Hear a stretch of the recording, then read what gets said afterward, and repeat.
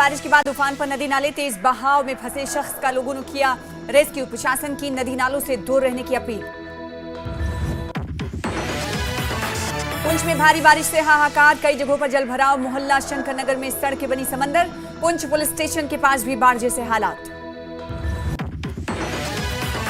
किश्तवाड़ में आज 5वें दिन भी रेस्क्यू ऑपरेशन जारी। अब तक 61 लोगों की मौत। ड्रोन और डॉग स्क्वाड की मदद से मलबे में दबी जिंदगियों की तलाश।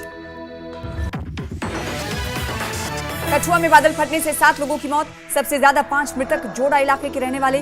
जोड़ा में दर्जन भर के करीब घर भी पूरी तरह से हुए तबाह। सीएम उमर ने किया मुआवजे का ऐलान। महाराष्ट्र के राज्यपाल सीपी राधाकृष्णन होंगे एनडीए के उपराष्ट्रपति उम्मीदवार। बीजेपी अध्यक्ष जेपी नड्डा बोले, विपक्षी दलों से करेंगे बात। उम्मीद है निर्विरोध चुने जाएंगे सीपी राधाकृष्णन। प्रधानमंत्री मोदी और अमित शाह ने दी बधाई। भारत चीन संबंधों को लेकर आज का दिन अहम। चीन के विदेश मंत्री वांग यी आज भारत आएंगे। विदेश मंत्री एस जयशंकर और एनएस से अजीत डोभाल से होगी मुलाकात। प्रधानमंत्री मोदी से भी मिलेंगे चीन के विदेश मंत्री वांग यी।